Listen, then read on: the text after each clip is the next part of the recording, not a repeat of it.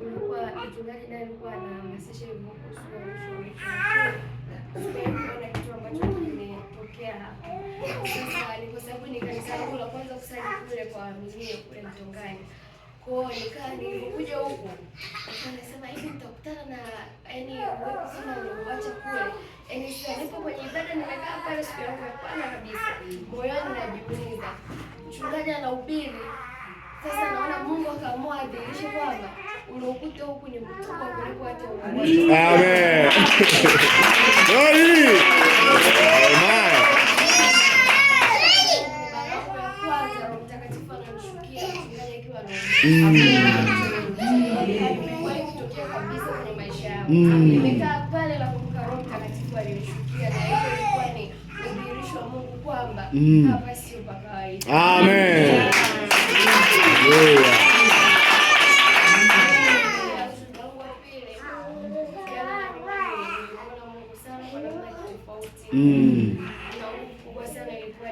Nilikuwa nimeona kuna mlango hapa umefunguka.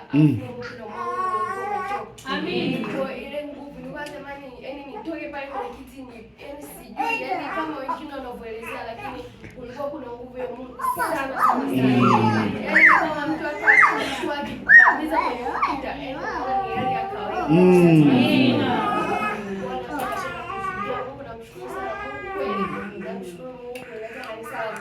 Amina. Amen. Amina. Amina. Amina. Mungu kama ametupa nafasi ya kuwa hapa tusichezee. Kama kanisa lililotoka mchungaji anajitahidi sana kuamsha watu wawe na uamsho, watu wapate Roho Mtakatifu, lakini bado wanatumia muda mrefu sana. Ni kwa nini? Sijui ni kwa nini, lakini ujue kama Mungu yuko hapa. Kama mchungaji atumie nguvu kubwa na Mungu yuko hapa. Mungu yuko hapa.